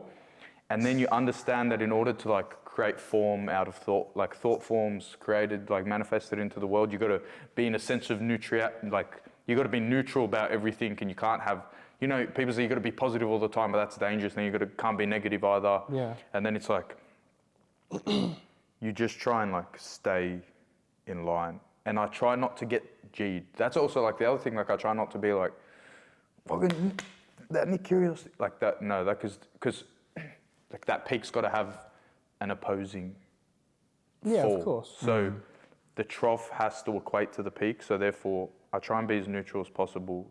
Keep my head screwed on properly. When I listen to myself, listen to my psyche, listen to my body. When I need rest, I get the rest. When I can push it, I know I can push it. When I can work, I know I can work. Plan around my days, understand what my necessities are, tick off the necessities, and then once the necessities are in, build the creative process around that. And I think I'm like heaps fortunate to be in the position I'm in, to be surrounded with the people I'm surrounded with, to have the parents I have, to have the brothers I have, to have the support systems I have.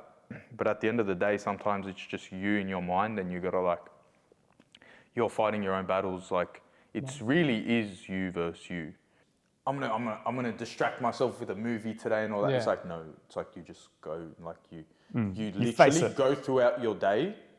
Like I'll delete everything. Like I'll delete all social media. I'm like stuck with my brain and I have to figure it out as fast as possible. And then like, I won't really want to talk to anyone. I won't really like, I'm telling you, if you went through our messages, you'd be able to pinpoint exactly where it is. I probably would. Yeah. But seriously. You're saying it like it's a negative thing. Yeah, I don't think it's that negative. I actually think that's the right thing to do. For sure. I think too many people, not even that, I just think too many people ignore their emotions. I think so many people are just like, oh, I don't like the way that feels. I'm just going to go watch Married at First Sight. Yeah, you're not getting to the root of the problem. Like go fucking sort out your issues. Yeah. And like I think you're looking at it and you're like, it's a little bit extreme. Maybe you do have a little bit of an extreme mindset, but I think at its core, coming face to face with your issues and figuring shit out is not inherently bad at all. I think it's good. Not at all. I think it's a fucking good 100%. thing. And it's weird because most of the time they're fucking things that you sort of do have control over them, but you sort of don't at the same time, and it's a bit shit weird. Happens. And then I feel like fully processing it allowed me to tick off boxes where I can be neutral. Like it goes back to just wanting to be neutral. Yeah. Okay, let's just peak it, let's trough it, and then after that you've experienced each polar opposite, and now I can, unify the two opposite ends, opposing ends, and now I can be neutral about it. So the next time that state of consciousness comes up, or something that bothers me comes up, there's a sense of neutrality with the way I go about things. Yeah. So instead of going like, oh my gosh, like I haven't released this, and these numbers do this, and I haven't done this, and this person did it. Like the next time it happens, it's like, oh bro, it's okay. Like I'm here now, it's fine. Yeah. Like it literally This feels happened weird. last time. Yeah, you're like, oh bro, this happened. Yeah. This happened last time. Remember how fucked up you were last time? I'll be like, bro, look how fine you are. Yeah. And then it loses all its power.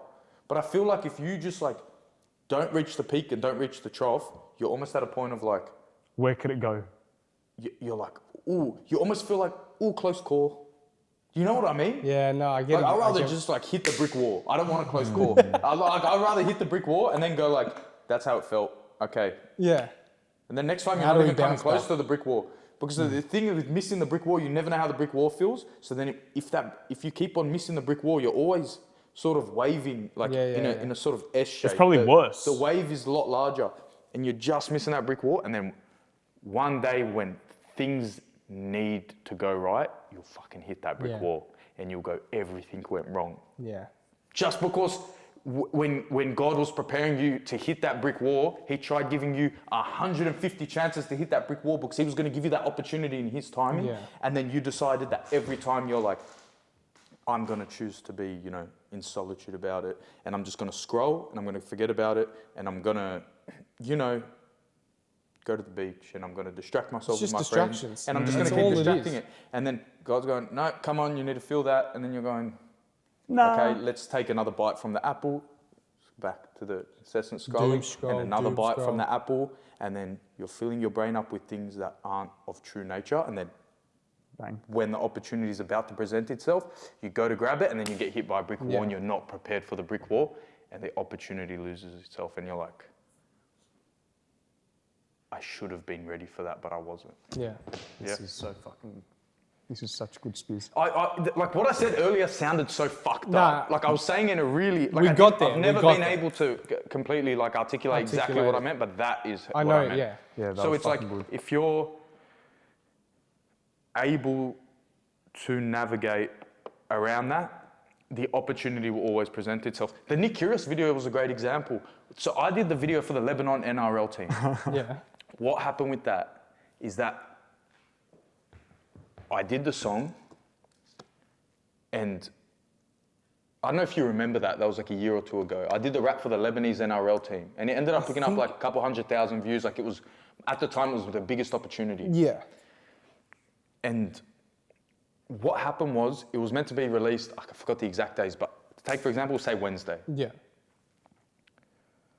I then went and filmed a music video on Monday night. It was all planned out. Yeah. Now, what happened is I was given the wrong jersey and it had a sponsor on it that was no longer meant to do it. So they were going to scrap the entire video. So I'm at work Tuesday morning and I get a call and they're like, fuck, like, bro, you got given the wrong jumper. Like, we're scrapping it. Oh, no. So I was like, no, like, we're going to figure this out. I was like, no, we're going to figure this out. In my head, bro, I was in like the lobby at work. Like I was about to just fucking knock out a pot plant. Like I was losing packing it. Yeah. So then I was like, we're going to figure this out. I called up Kai and I said, hey, brother. And at this point, Kai didn't do video. He didn't know video. Just but photo. I needed someone who knew, just fucking stand behind the camera. Yeah. I went to Kmart. So this video was a full production. It had lights and the colors and the Lebanese colors. Oh, yeah. I'm like, I don't have this. I don't have the space for it. We got a black cloth. I put it in my basement. I went to Kmart. I got LED strips, the $5 LED strips. You know, like the ones that people put on their desk and shit. Hung them from the roof with duct tape, put the camera setting so it would blur the shit out of the background, turned all the lights off, put one light in the thing, and got Kai to film the camera. And it looked as professional as you could get it. And it was done in my basement. So good. We finished filming at 1 a.m. I had to get the video to him by like 7:30 a.m., 8:30 a.m. I stayed up all night editing the video. I edited. I remember watching it and there was like the sun, it was like 6:30 and the sun was coming up and the birds were chirping. And then I just let myself like feel it. So then when this Curios thing happened, I never got told they were gonna release it. What do you mean? Up until the Saturday before. My house is getting fully repainted, renovated. I don't have a desktop or a studio. I haven't made any content for it. I forgot about it. It was done a while ago. Like I didn't forget about it, but like it was in the back of my mind, but I never got told. And then, they were like, oh, by the way, this is dropping in like a few days. And I was like, shit, I'm gonna sneeze. They said that to you? Yeah, they're like, this is dropping in on Thursday. And I think it was like Sunday. I was like, I don't have a computer, a camera, anything till Tuesday. John, sorry. Pineapple. Does that work? work? So hard, yeah. Just sneeze. Pineapple. Feel the brick wall. No, honestly. Wait, what's this pineapple thing? Like if you say pineapple, you stop sneezing? Yeah, it's supposed to stop you from sneezing. The thing is, if I start to sneeze right now, I'm fucked. I'm gonna keep going. So. Just say pineapple then. Why? Because I don't know. It just always happens. If I sneeze once, boom, back. Keep going. That's what I want to see. So bad. No, you don't want to see it. Keep going. Do it. Curious? All right. So then they message you? No, so then by the time I got the computer, I was setting up the studio on Tuesday night, like replugging my computer, everything back, and I've got work on Wednesday, and the videos, I've got to drop it on Thursday. So it's like, but I had already done it. Oh wait, so it was done? No, like I'd already been through it. I was like, this is just... You already hit the brick wall. I was like, this is just a repeat. So bro, when it got to making the content, you know the piece of content is like how I got to make a video for Nick Piza? Bro, I was like, this is the best piece of content I've ever made. It was. And I was calm. It was gone. I was like, the clock was ticking, but this time it ticked so much slower that you're able to just... And then, it's just moments of like, being prepared for it. Wow. And then plus that doesn't like throw you off. It doesn't affect your mood. You're pretty neutral about it. Like, don't get me wrong, I was pretty stressed. I think my parents would be like, no, you were stressed. But like in the grand scheme of things, for what it was. No, you killed it, man. Seriously. So, the song, the video, that piece of content was unreal. It's crazy. The editing on it, gone. I appreciate it, bro. It was really and good. The crazy part is they dropped the song at 9:30 a.m. Not a single view, follower, no, nothing. What, you didn't get one? From the actual video that was posted, nothing. Yeah, but how would they know? Like I was credited. I was credited in the thing. I was tagged in it. You got nothing from it? I was tagged in the video, credited. No one, bro. You got to think 80% of people scroll on mute. Yeah. And on top of that, probably the other 20% are unconscious of this is just the song in the back. That's so true. So then it wasn't until I made this piece of content and nothing came from it, and then I was like, you know what? I made this content. I'm proud of this content. For sure. The people I have following me will appreciate this content. 100%. It's uniquely me. It's funny. It's a laugh, especially for something that's such a big deal. It's sort of like taking the piss out of it, but you're not taking it as seriously as probably should. Yeah. And then, when Nick posted it on his story, then he just like went up, and then I was like, see, like that's just staying calm and like being able to like go through it, like helped me in that situation 100%. That was unreal. Well done for that. That's so valuable. I think that's actually so fucking valuable. It's such a good story. You wrapped that up so perfectly with that example. Thank you. Sorry. I went on a tangent. This is your podcast. No, fuck that. No, that's sweet. That was sweet because like everyone's going to use that piece of advice. Yeah. Oh, bro, so many people are going to find that valuable. Even I found that valuable. I think people who are like watching the podcast carefully will say like when you said, or when you mentioned the curious thing, and you're like, I've hit the brick wall before, my face kind of like flinched a little bit because I was like, we had a conversation about... Yeah, I was stressed. You were stressed on the day, but I'm not talking about that. I'm actually talking about me not hitting the brick wall. I actually did an S. When you said, oh, like, do the beat. And I was like... Oh, and I did an S. I forgot about that. And I was like, I don't want to be fair, I do back my reasoning, but like there's always going to be that in the back of my mind that I did do the S. Okay, I get you. To an extent, I did do the S. For Nick, because you're probably you're a bit out of the loop, and to be fair, I think the audience is a bit out of the loop. When Nick got the message saying like, hey, we want you to do this, he said, bro, I need a beat. He's like, I need a beat for this song. And I said to him, like, first and foremost, obviously I'm going to give Raph the opportunity. And I appreciate it. Like, that was like, it was like the nicest, it was like the, what's the word?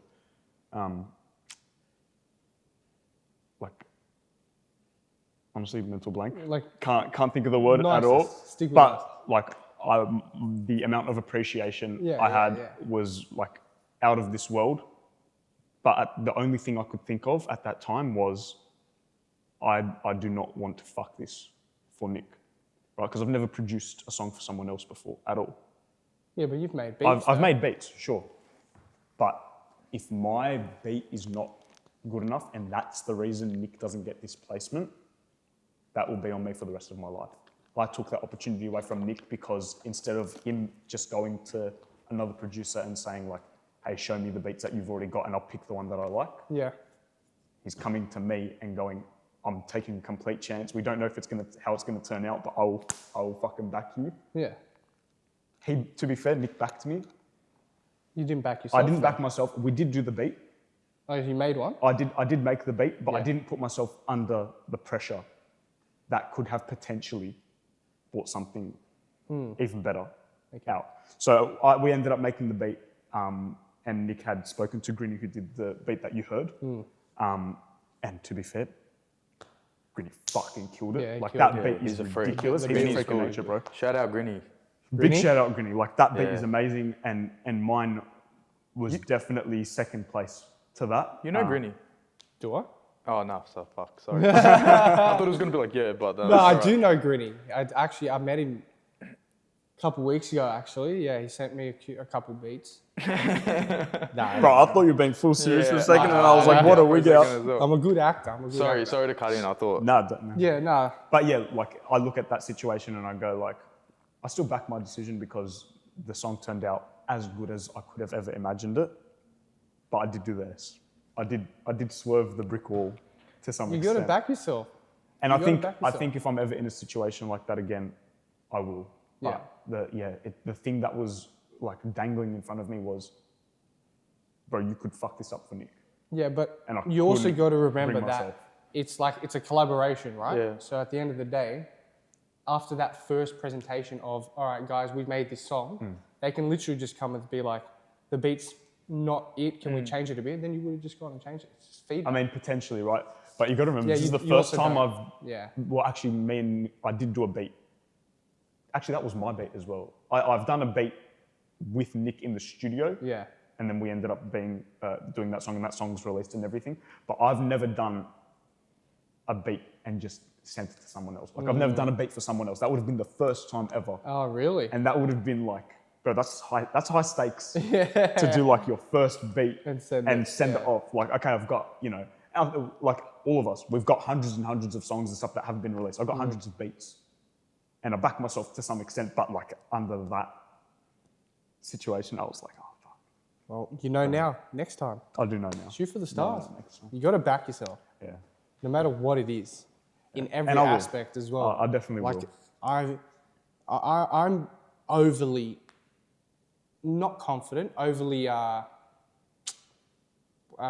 you said it before, like positive. I'm overly positive, over the top positive. I could be losing by 7 strokes in golf, 7 golf shots, 7 strokes with 2 holes left, and be like, I'm not dead. Like I'm still so alive. Still got a couple strokes left in you. Yeah, I've got a couple more pumps in me. But like, yeah, but I don't know. I always just, that's always at the back of my mind. Positive. Just be positive. Yeah.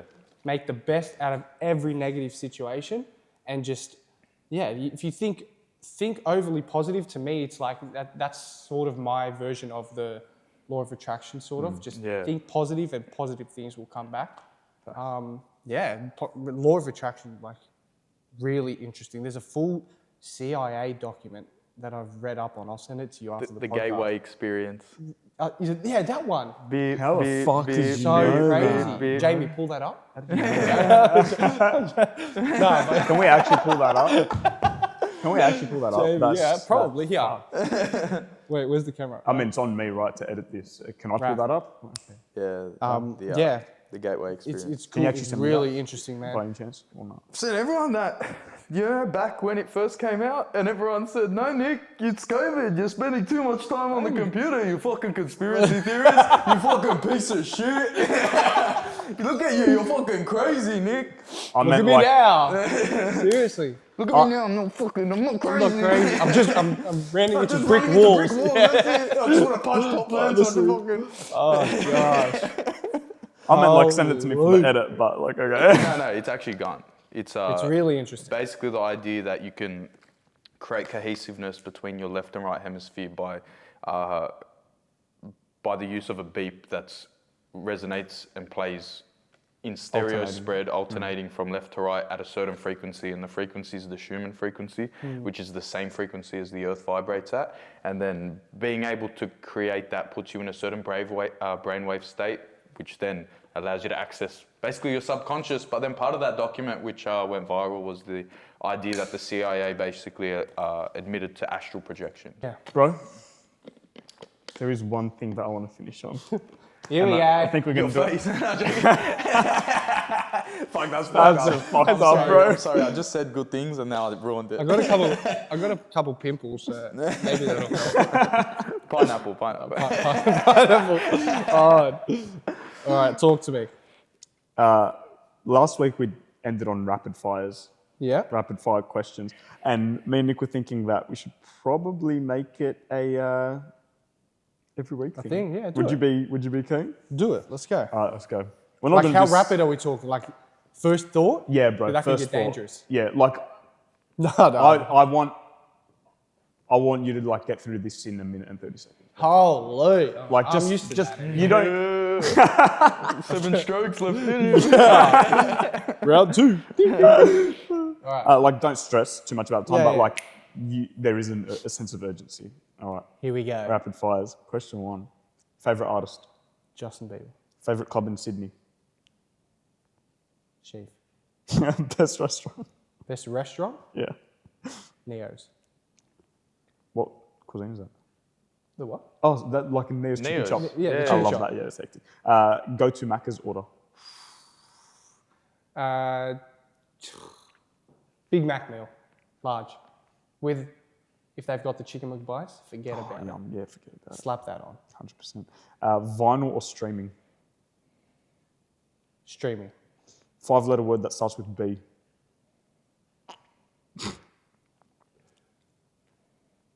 Boobs. Best movie ever.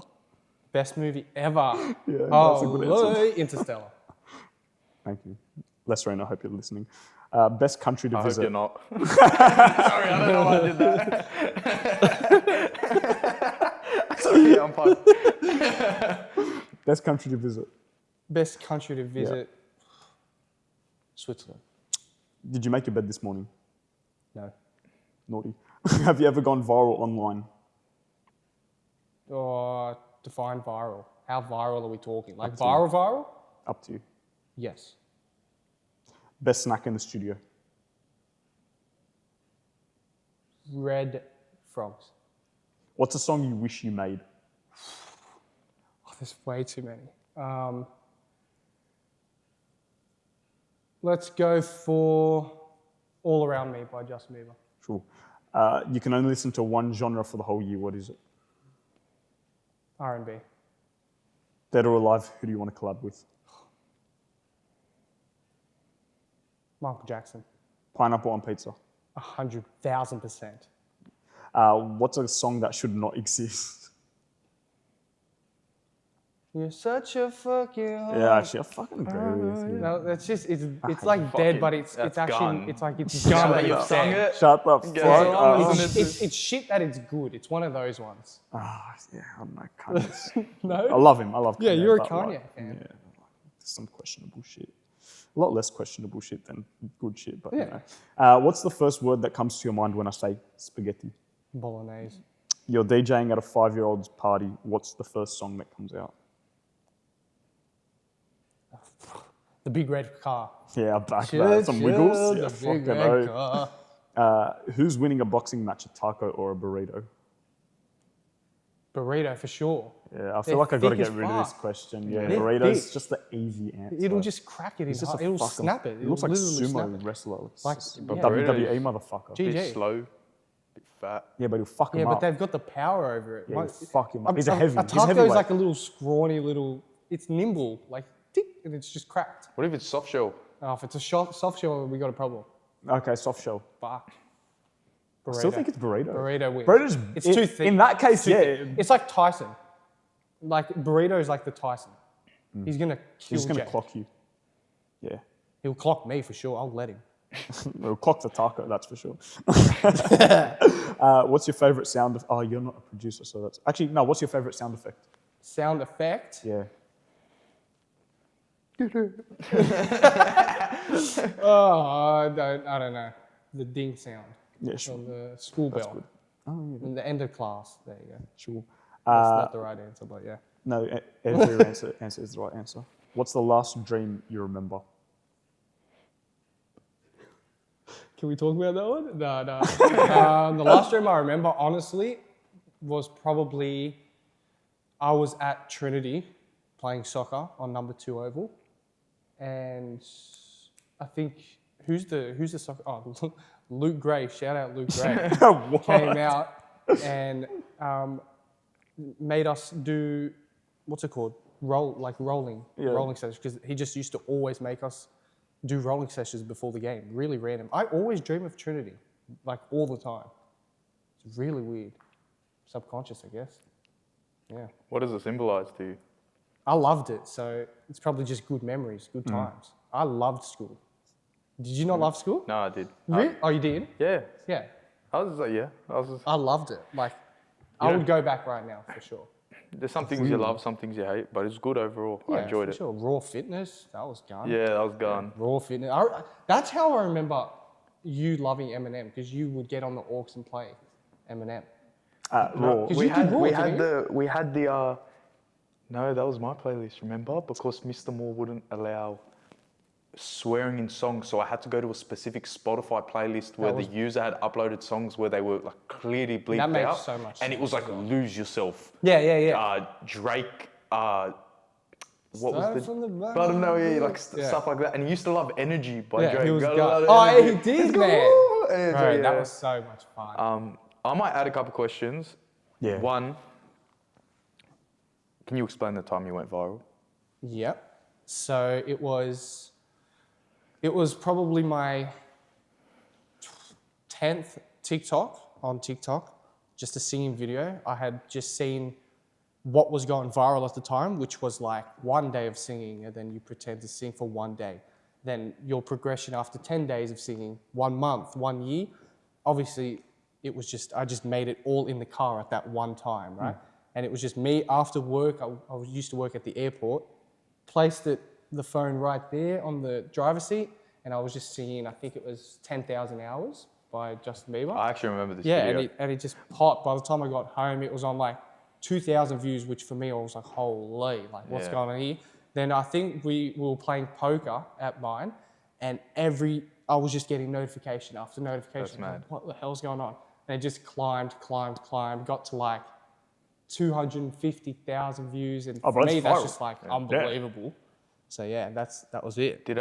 Was the engagement good? Engagement was insane, and the followers, and I learned something. Yeah, the followers went crazy. Like I think I gained, how many followers am I on TikTok? I think maybe 3. Whatever I'm on now, which is 3,400, is what is like the majority of that came from that video, which is insane. But the engagement, what I had learnt was if you make some sort of mistake or a spelling mistake or an editing error, they pick up on it, right? So obviously I'm doing a trend that was like 1 day of singing, 10 days, 1 day.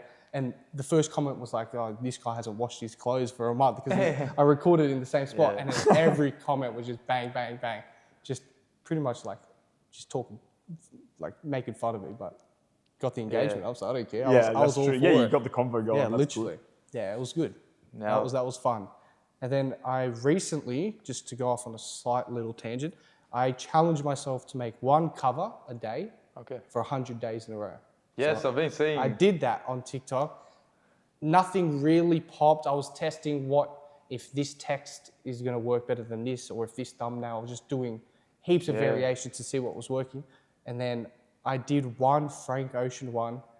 I think it was American wedding, but changed it to Australian wedding or something like that. No way. And the comments absolutely rinsed me. It was so funny. And I was just sitting there responding to every comment, because I knew if I respond to 1, it's now considered 2 comments. So I was just doubling the comments, and it just went, it was like at 12,000 views compared to the other ones, which got stuck at like 400 or 500. Okay. But even just doing that, I felt like that really got me into a routine. Like I would get home and that's the first thing I would do, something music related at least.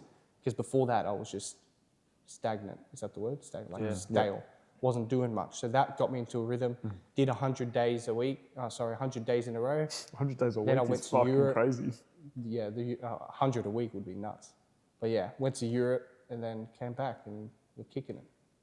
No, that's valuable. Yeah, that's valuable. I'm glad I asked. Honestly, do it. You should try it. Challenge yourself. Well, you're doing that challenge yourself right now, aren't you? Like Road to a Mill? Yeah. So just, you got to do it like every day. Yeah, I know. It's tough. I know it's tough. Cause I have, bro, I could make every excuse in the book, but you're 100% right. Like I have to. You have to. That's why I put the time, the time constraint on it. So it just keeps me honest. But my last question was literally going to be, what is the most valuable thing you can leave us with? And please take your time to think about it. Either music, life, love, fam, anything you want, but just what's the most valuable thing you could leave us with? I'm a man of wisdom, so no, I'm joking. I would just say, really try and focus on the people around you. Hold on, let me think real quick. No, so like, gather your thoughts. Just really cherish the people in your life that are the ones that are holding out their hand when you've just fallen over. You know what I mean? Like when you're at your lowest, or if you're down in the dumps, the first person who calls you, like, cherish that person. Cherish your brother, your family, anyone that's really, really close to you, and just, put your time and energy into people that are going to do the same to you. Seriously, because it's really easy for you to start a friendship with someone, and little do you know they're just using you, and they'll take it and get out of there straight away. So the people that you do know are solid, just give them your energy. Don't focus on the outside noise. Don't let little stupid comments get to your head, both of you, because you guys do the content stuff as well. Laugh about it. Reply, laugh. Like, who cares? They're just some kid that's bored typing away on the internet. Just like, really, just be positive. That's my most, I've always lived by it. Be overly positive to the point where it's like, people would say it's too much, but it's going to attract good things. And yeah, definitely has hopefully more to come. Simple as that, bro. What a way to end. Yeah. Nick Piza. Thank you so much for coming on. Raph, I love you boys. Nick, we love you, bro. Promo time. Yeah. Anything you want. Well, what do we even have? TikTok, Nick Piza, anything of socials if you want to follow me or whatever you want to do. Instagram, TikTok, YouTube, it's all either Nick Piza or Nick Pizzanius. So yeah, you'll be able to find it. It's just one or the other. Anything coming up? Anything we could look forward to? Dates? Anything? I wish I had a couple dates lined up, but I don't know. Cheeky boy. 3.5 strokes each. Yeah, 3.5 strokes. No, I've got, well, the songs that I had put aside, 2 of them I've come to realize are definitely ready. So Gone. 2 songs are 100% are going to be coming out soon. I've got Do you have release dates? no release dates yet. So we put pressure on you and just say set it right now, and at least for one of them. And it needs to you be 4 weeks from now at least because of the distro kid or whatever. See, I don't believe in that, but he believes in that. I don't believe in it though. I agree with him because I've done it like a week and a half in advance and it all went up sweet. Oh yeah, it does. It's more so for editorials and stuff. That's all. And that's what I realized about my last release because I spoke to you about it. My last release was like, in terms of numbers, actually, that's another piece of advice. Fuck the numbers off. Seriously, don't even worry about the numbers. Especially us that are just up and coming and we're really just trying to break out of it. You just got to post. It's about quantity at this point. Obviously, trying your best to make quality, but don't even look at the numbers. I don't look at my streams anymore. I could not care less. I'm just making the music. If I love it, I'm putting it out. So, good man. if you want to put pressure on me, I'll do it. I'll go home right now and upload it. You fucking do it. What is it, November? Yes, set a date right now. Give us a date. You can look at your calendar. November. We'll do a month today. A month today. Is the song? It'll be the first song, yeah. All right, I'm looking forward to it. So what's that going to be? November 29. November 29, and the song is called Not the One. That's it. You've heard it here first. Not the one. Literally. Done. Literally heard it here first. All right, I have to lock that in. Yeah. Holy. Yeah, go fucking upload it. Magic things happen here on the Tuned In podcast. Thank you so much for listening. We're here with Nick Piza.